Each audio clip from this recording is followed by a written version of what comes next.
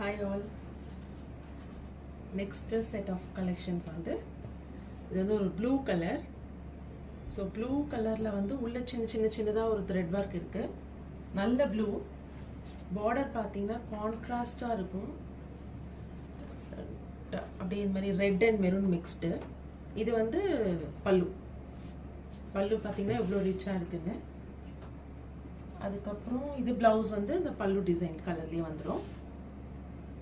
Double side border, ரெண்டுமே ஒரே மாதிரி தான் இருக்கும். பெரிய பார்டர்.